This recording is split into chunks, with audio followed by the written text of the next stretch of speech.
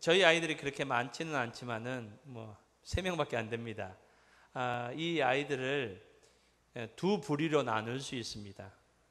어떤 기준에 의하면은 저를 부르는 호칭, 저를 아빠로 부르는 아이가 있고요, 저를 아버지라고 이렇게 부르는 아이가 있습니다. 여러분, 아빠로 부르는 아이 누군지 아시겠죠? 초등학교 3학년 아이는 아직까지 아빠 이렇게 막 합니다. 그냥 아빠도 아니고 아빠 이렇게 부르는데, 이 아이의 소원이 하나 있는데, 이 아이는 핸드폰을 갖기를 원합니다. 친구들 중에서 몇 명이 갖고 있는 것 같아요. 저희 부부가 이 고등학교 올라가면은 사주기로 이렇게 약속을 했습니다. 그래서 한 번씩 확인을 합니다. 내 핸드폰 고등학교 올라가면 사줄 거지 이렇게 얘기를 합니다. 그러던 중 이번 주에 이런 얘기를 했다고 합니다. 저희 아내에게 근심스럽게 이렇게 와서, 엄마, 나 고등학교 가면 핸드폰 사줄 거지? 그러니까 저희 아내가, 그래. 그런데 엄마 머리에 흰머리도 나고 하는데, 엄마 나 고등학교 가기 전에 흰머리 많이 나고 해서 죽으면 누가 사줘? 그 얘기를 듣고 저희 아내가 참 서운하겠다 이렇게 저한테 얘기하는 게 천만다행입니다. 저는 벌써 흰머리가 많이 나서 포기했는 것 같습니다. 서운하겠다 이런 생각이 들지만은 제가 그것을 곰곰이 생각하다가, 그래도 이 아이가 좀 철이 없어서 참 부모에게 서운한 얘기를 했지만은, 아직도 잘 모르지만은, 그래도 핸드폰은 부모만이 사줄 수 있고, 나는 엄마를 통해서만 핸드폰을 가질 수 있다는 그거 하나는 확실한 그런 생각을 가지고 있는 것 같습니다. 저를 아버지라고 부르는 아이들은 이제 저희한테 뭘 요구하지도 잘 않고, 또 자기들이 또 살 수 있는 그런 여건이 되기도 했습니다. 저는 이것을 생각하면서, 여러분, 저와 여러분에게 있어 우리 하나님은 아버지이십니까? 아빠입니까? 예수님께서 제자들이 기도를 가르쳐 주십시오라고 할 때 예수님께서 기도를 가르쳐 주셨습니다. 주기도문, 하늘에 계신 우리 아버지여. 여러분, 이것이 헬라어는 아버지여라고 이렇게 기록되어 있지만은 예수님은 아람어를 하셨습니다. 아람어로는 아바입니다. 아바. 이 말은 아빠입니다. 우리 은길이가 저희에게 하듯이 아빠. 하나님만이 내 문제를 해결해 줄 수 있습니다 라는 그런 의미를 가지고 있습니다. 사랑하는 성도님 여러분, 저와 여러분에게 하나님이 아빠 될 수 있기를 주님의 이름으로 축복합니다. 하나님만 의지하고 신뢰하는 저와 여러분의 삶이 될 수 있기를 주님의 이름으로 축복합니다. 오늘 성경 본문의 말씀은 안디옥이라는 지역에서 일어난 사건을 기록하고 있습니다. 이 성경에 나오는 안디옥이라는 지명은 두 곳이 나옵니다. 한 곳은 비시디아 안디옥이고 또 한 곳은 수리아 안디옥입니다. 비시디아 안디옥은 바울 사도와 바나바 사도가 1차 전도 여행 때 방문했던 곳입니다. 오늘 본문에 나오는 이 안디옥은 비시디아 안디옥을 말하고 있지 않습니다. 바울과 바나바를 이 선교사로 파송했던 수리아 안디옥을 이렇게 말하고 있습니다. 여러분, 수리아 안디옥이란 곳은 어떤 곳입니까? 그 당시 로마가 세계를 제패하고 있었습니다. 로마에 여러 도시들이 많이 있었지만은 가장 큰 도시 3곳을 이렇게 말하는데, 첫 번째는 로마를 말합니다. 두 번째는 알렉산드리아를 말합니다. 세 번째 도시는 어느 도시일까요? 안디옥입니다. 안디옥. 이 수리아 안디옥을 말하고 있습니다. 이 수리아 안디옥은 그 당시 아시아의 보석, 아시아의 심장부라고 이렇게 불릴 만큼 아주 크고 아름다운 거대한 도시였습니다. 당시 인구가, 역사가들은 약 50만 명이 넘는 거대한 도시였다 이렇게 얘기합니다. 50만 명 하면 요즘은 그렇게 큰 도시는 아니겠지만은 요즘 인구로 이렇게 환산을 해보면 역사가들은 약 1000만에 해당된다라고 이렇게 말합니다. 여러분, 우리나라에 1000만 되는 도시 하면은 어느 도시가 있습니까? 그냥 도시가 아니고 서울 특별시 한 곳밖에 없잖아요. 여러분, 서울에 맞먹는 그런 아주 크고 거대한 도시가 바로 안디옥에 있음을 이렇게 말합니다. 여러분, 그 당시 안디옥에는 여러분 지금으로부터 약 2000년 전입니다. 그 당시에 이 안디옥 중심부에는 큰 도로가 있었습니다. 도로가 이미 있었고 그 도로는 대리석으로 깔려 있었습니다. 길이가 해서 이 4마일, 약 6.5km 정도의 긴 도로가 대리석으로 깔린 큰 도로가 있었음을 말합니다. 그리고 그 당시 로마 제국 어디에도 없던 이 가로등이 있었다고 합니다. 여러분, 가로등 하면은 여러분 우리 전기로 오는 가로등을 얘기하는데 그 당시 전기가 있었겠습니까? 예, 전기 가로등 말고요.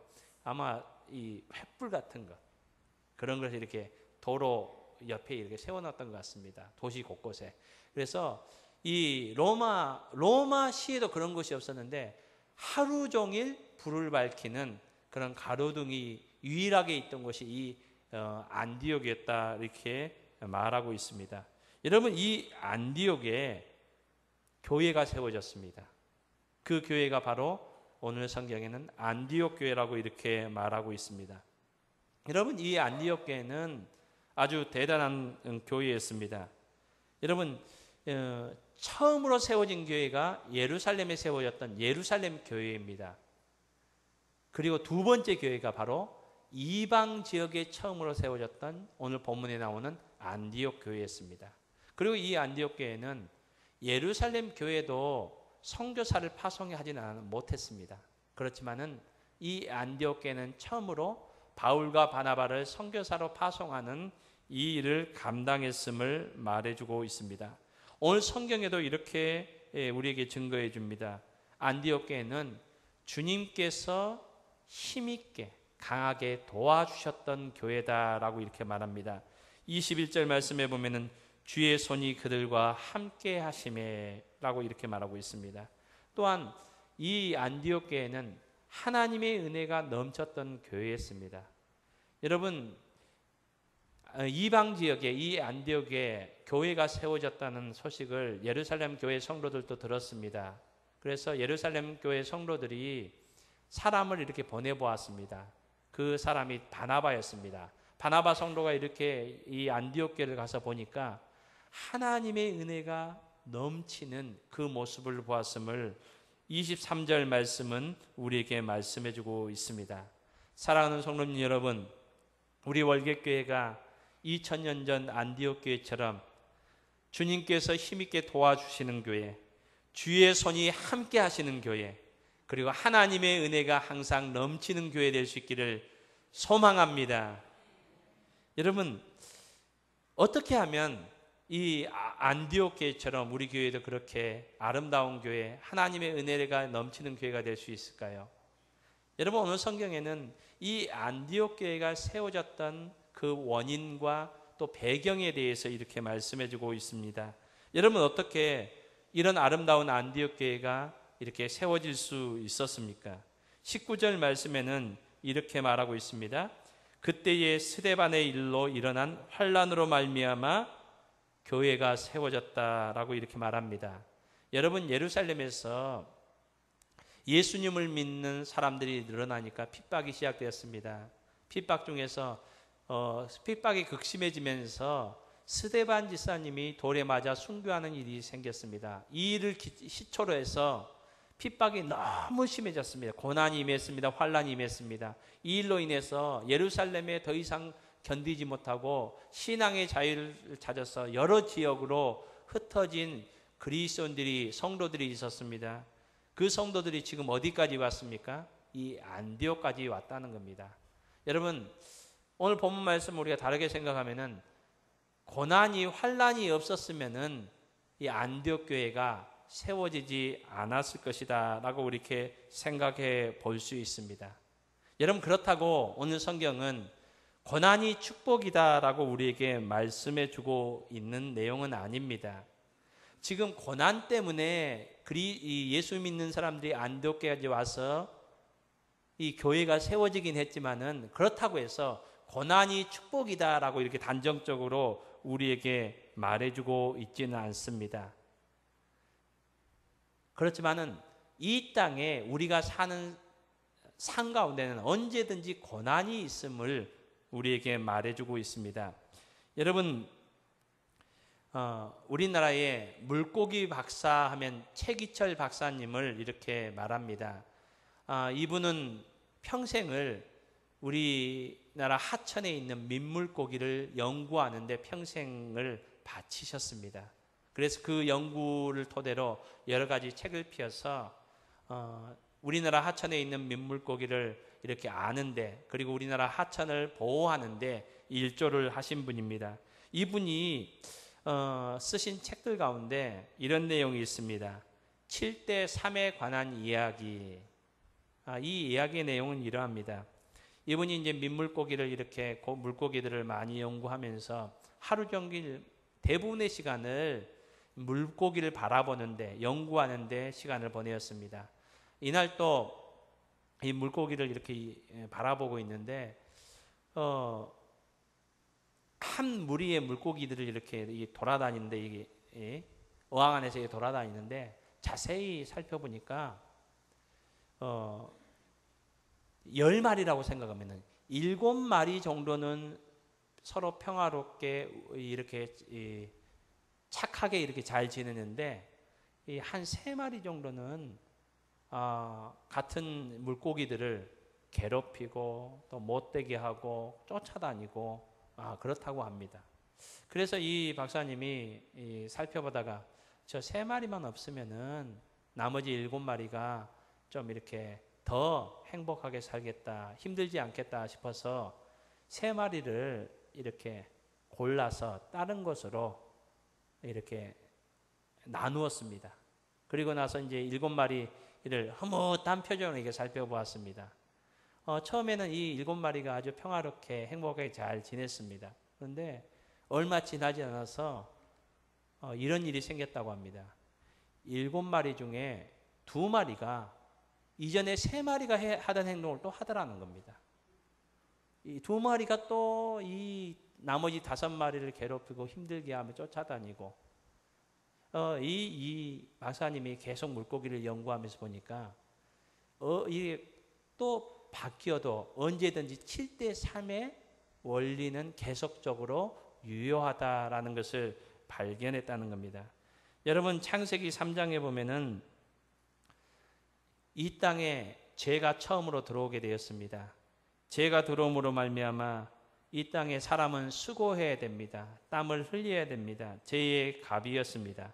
그것뿐만 아니라 자연 만물도, 땅도 엉겅퀴가 나고 또 가시덤불이 나는 고통이 임하였음을 말합니다. 여러분, 죄가 이 땅에 들어옴으로 말미암아 이 세상이 끝나는 날까지는 계속적으로 이런 상황들이 일어납니다. 여러분, 우리는 고난이 오는 것을 좋아하지는 않지만은 이 땅을 사는 동안 고난은 믿는 자이든지 믿지 않는 자든지 죄의 결과로 이 땅에 언제든지 오게 됩니다. 그래서 야고보 사도와 베드로 사도는 우리에게 이렇게 얘기합니다. 너희가 여러 가지 시험을 당하거든 온전히 기쁘게 여기라. 베드로 사도는 이렇게 얘기합니다. 만일 그리스도인으로 고난을 받으면 부끄러워하지 말고 도리어 그 이름으로 하나님께 영광을 돌리라. 이 말씀은 고난이 축복이라는 말씀은 아닙니다. 이 말씀은 무슨 말씀인고 하니까 그리스도인으로서 고난을 대하는 삶의 자세가 달라야 된다는 것입니다. 여러분, 고난이 없는 것은 없습니다. 환난이 없는 것은 없습니다. 문제가 없는 것은 무덤 속밖에 없습니다. 이 땅에는 언제든지 문제가 있고 환난이 있고 고난이 있습니다. 그렇지만은 우리가 하나님을 믿는 하나님의 백성이고 그리스도인이라면은 고난을 대하는 우리의 삶의 자세가 바뀌어야 된다는 겁니다. 여러 가지 시험을 만나가는 너희가 온전히 기쁘게 여기라. 비록 이 땅을 살면서 우리에게 고난이 온다 할지라도 그 고난을 믿음으로 우리가 승리할 수 있는 저와 여러분이 될 수 있기를 주님의 이름으로 축복합니다. 그래서 바울 사도는 로마서 8장 28절 말씀에서 우리가 알거니와 하나님을 사랑하는 자 곧 그의 뜻대로 부르심을 입은 자들에게는 모든 것이 합력하여 선을 이룬다 라고 이렇게 말씀하고 있습니다.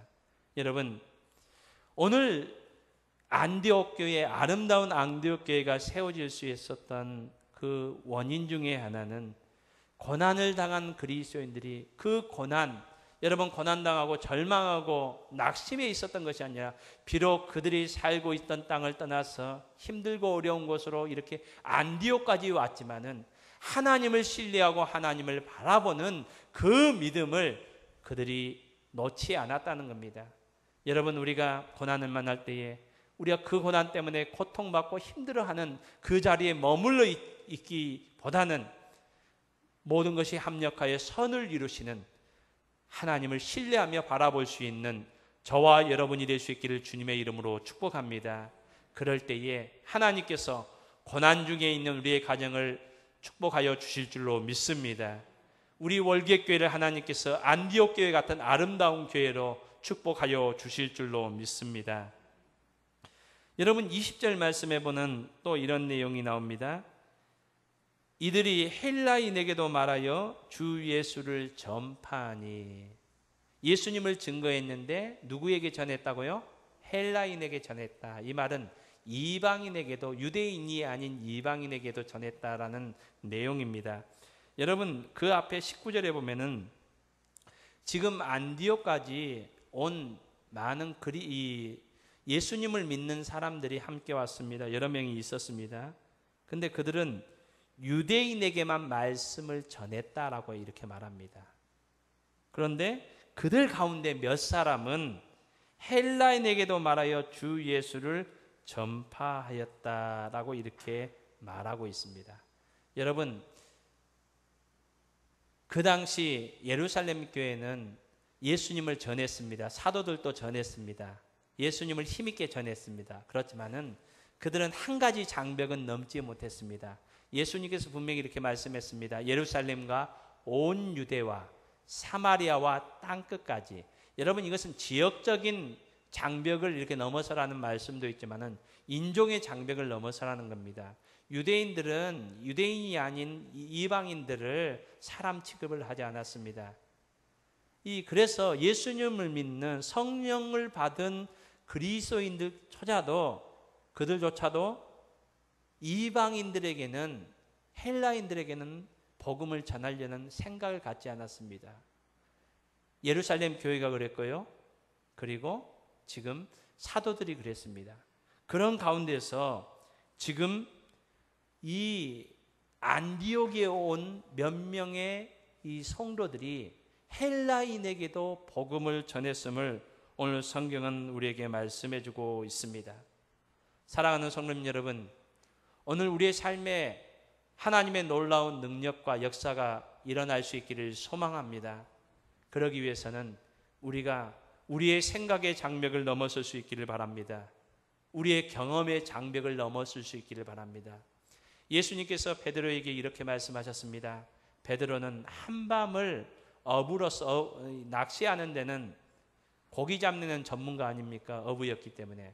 그렇지만 그날 밤은 한밤을 수고했지만은 고기 한 마리도 잡지 못했습니다.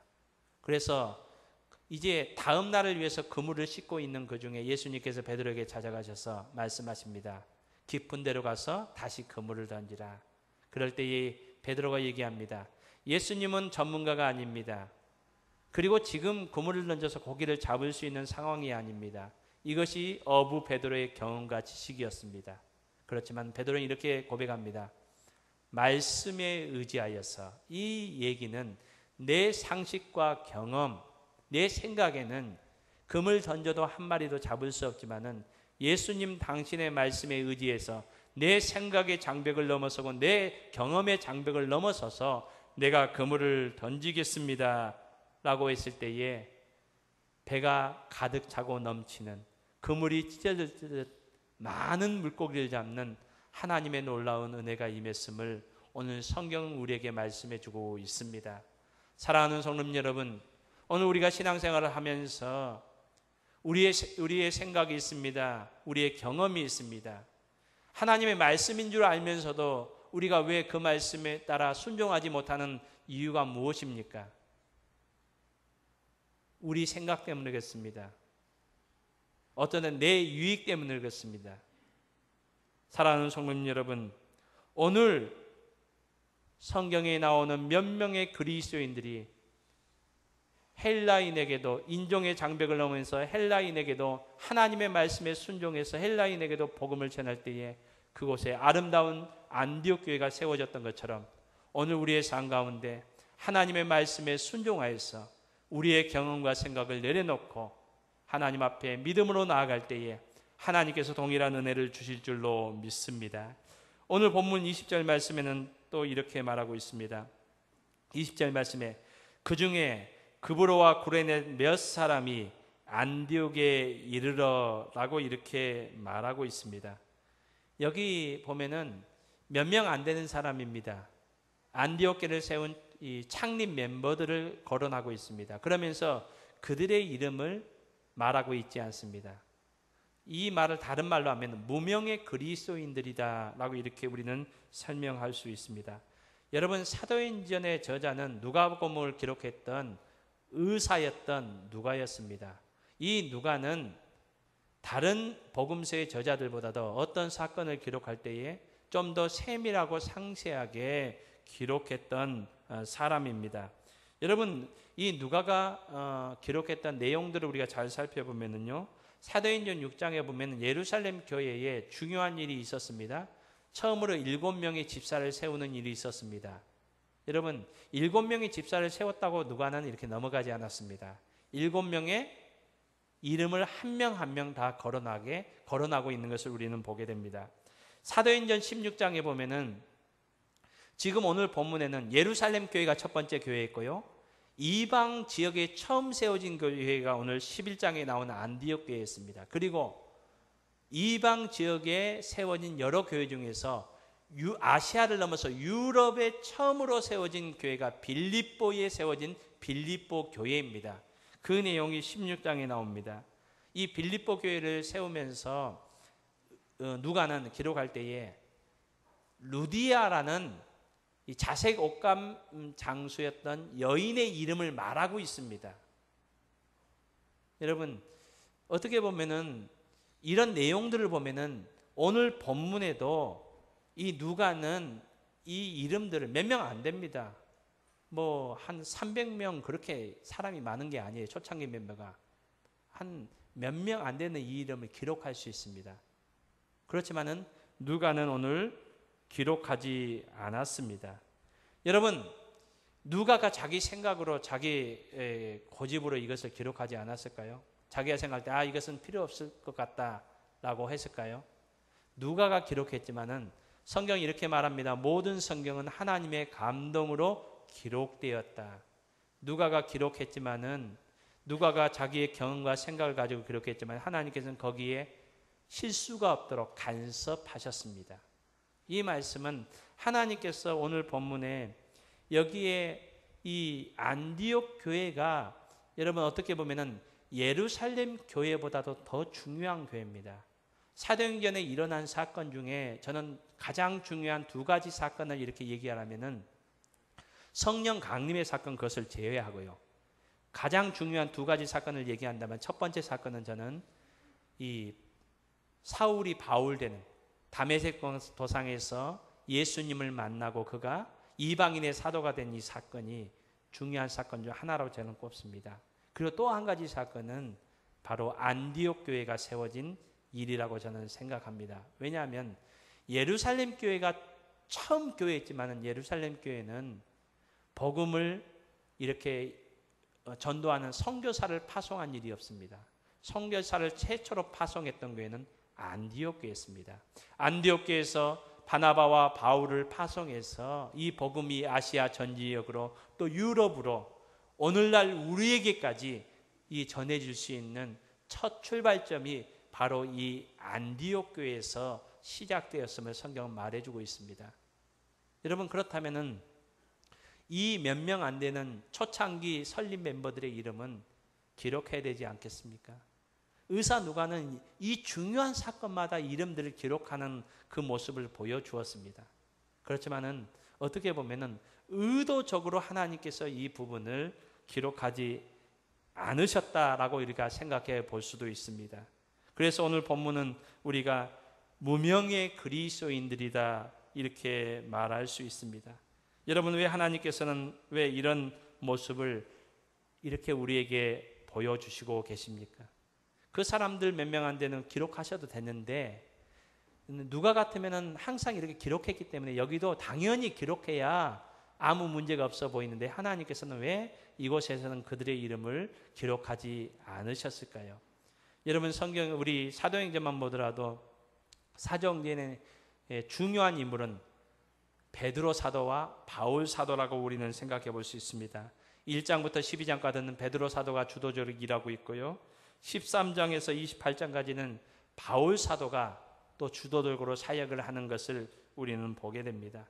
여러분, 그러면 하나님의 복음이 이 두 사람에 의해서만 이렇게 증거되었습니까? 아닙니다.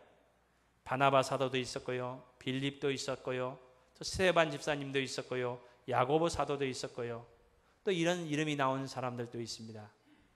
이름이 나오는 사람들뿐만 아니라 이름이 기록되지 않은 무명의 그리스도인들도 있음을 성경은 우리에게 말씀해주고 있습니다. 여러분, 오늘 사도행전뿐만 아닙니다. 성경의 곳곳에 그런 내용들이 나옵니다. 여러분, 열왕기상 19장에 보면은 엘리야 선지자, 여러분 엘리야 선지자는 죽음을 보지 않고 하나님께서 그를 불병거를 통하여 하늘로 데려가신 능력의 선지자였습니다. 그렇지만 이 능력의 선지자가 완전히 영적인 침체를 겪어서 하나님 앞에 나 죽여주십시오, 더 이상 살고 싶지 않습니다, 하나님께서 주신 사명까지도 사역까지도 다 하나님 앞에 포기하고 하나님 내 이제 이 세상 끝내고 싶습니다. 그럴 때 하나님께서 이렇게 말씀하십니다. 엘리야야 너는 지금 모든 그리스도인들이 모든 하나님의 백성들 하나님의 성기들이 다 죽고 너 혼자 지금 남았다고 이렇게 생각하느냐? 이 엘리야가 그렇게 얘기했습니다. 하나님께 하나님 이제 나 혼자 남았습니다 라고 하면서 나 이제 못 살겠습니다 이렇게 얘기합니다. 그때 하나님께서 엘리야에게 무엇이라고 이렇게 말합니까? 바알과 아세라에게 무릎 꿇지 않는, 너는 지금 두려워서 벌벌벌 떨고 있는데 그 두려움, 그 공포, 그 고난 가운데도 동일하게 있는 사람들 중에 너 말고 7,000명이나 아직도 너처럼 이렇게 나 죽여주십시오 하고 있는 것이 아니라 어려움 가운데서도 하나님을 신뢰하면서 믿음 가운데 있는 7,000명이 있다. 여러분, 그렇다면 그 7,000명이 성경에 다 기록되어 있습니까? 성경 그 7,000명의 이름을 기록하고 있지 않습니다. 히브리서 11장은 믿음의 사람들을 쭉 기록하고 있습니다. 거기에 보면은 아브라함의 이름이 나오고요, 모세가 나오고요, 아름다운 믿음의 사람들이 쭉 나옵니다. 여러분, 이 믿음의 이름들이 다 나오는가 하면은 여러분 12장에 건너가면 무엇이라고 이렇게 얘기합니까? 구름같이 둘러싼 허다한 증인들이 있다.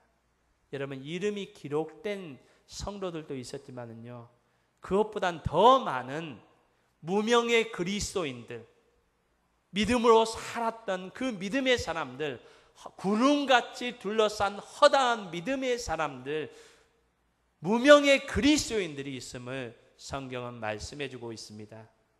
여러분, 사도행전은 초대교회 교회사를 이렇게 기록하고 있습니다. 우리나라에도 초대교회 한국 교회사가 있습니다. 여러분, 이 초대교회 교회사가 있고 또 오늘날도 교회의 역사들이 기록되고 있습니다. 또 후대에 이렇게 전해질 것입니다. 여러분, 그렇다면 한국 땅에서 우리 월계교회와 저와 여러분의 이름은 이렇게 기록되어서 전해질까요? 여러분, 많은 교회가 있잖아요. 그 가운데 우리는 좀 한국 교회 역사의 월계교회, 그래도 이 월계 지역에서 지금 49년 횟수로 되는 역사 제일 긴 월계교회는 좀 기록되어야 될 것 같고, 제 욕심에는 영화배우 조인성만 기록될 것이 아니라 월계교회 조인성 목사도 좀 기록됐으면 좋겠다, 그런 욕심이 있지만, 여러분 솔직히 한국 교회사에 월계교회와 저와 여러분의 이름은 기록되지 않는 무명의 그리스도인, 무명의 교회로 이렇게 잊혀질 수도 있습니다. 여러분 그렇지만은 하나님 앞에 그럴까요? 저와 여러분이 안디옥 교회에 있는 무명의 그리스도인들처럼 하나님 앞에 믿음으로 서고 그 선자리에서 믿음으로 하나님 앞에 나아갈 때에 하나님께서는 그들을 기억하여 주셨던 것처럼 오늘 저와 여러분도 하나님께서 기억하시고 하나님께서 축복하여 주실 줄로 믿습니다. 여러분, 세상은 우리를 기억하지 못한다 할지라도 하나님은 우리를 기억하여 주실 줄로 믿습니다. 하나님 앞에 기억되는 오늘 안디옥교를 세운 무명의 그리스도인들처럼 하나님 앞에 믿음으로 살아가며 믿음으로 서는 저와 여러분의 삶이 될 수 있기를 주님의 이름으로 축복합니다.